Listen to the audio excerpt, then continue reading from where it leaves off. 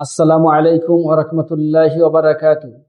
আজ শোনাবো 99 নম্বর সূরা জিলজাল এর শানে নজুল। কিয়ামতের অবস্থা কতটা ভয়াবহ হবে এই সূরাতে আল্লাহ তাআলার অল্প কথায় তা জানিয়ে দিয়েছেন। সাইদ ইবনু জুবাইর রাদিয়াল্লাহু তাআলা আনহু থেকে বর্ণিত, তিনি বলেন, খাবারের প্রতি নিজেদের প্রবল আকর্ষণ থাকা সত্ত্বেও তারা অভাবী, এতিম ও বন্দীদেরকে খাবার খাওয়ায়।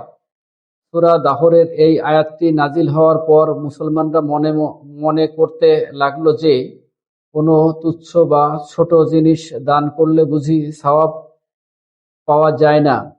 ফলে ভালো মানের জিনিস দান করা সম্ভব না হলে তারা ভিক্ষুককেও খালি হাতে ফিরিয়ে দিতে লাগলো। আবার আরেক দল লোকের ধারণা ছিল ছোট ছোট গুনাহের কারণে কোনো শাস্তি ভোগ করতে হবে না, কেবল কবিরা গুনাহ করলে জাহান্নামের শাস্তি পেতে হবে। এই দুটো ভুল ধারণা দূর করার জন্য আল্লাহ তাআলা এই সূরার শেষ দুটি আয়াতে নাজিল করেন যে ব্যক্তি অনুপরিমাণ ভালো কাজ করবে সে তা দেখতে পাবে, আর যে অনুপরিমাণ খারাপ কাজ করবে সেটাও সে দেখতে পারবে।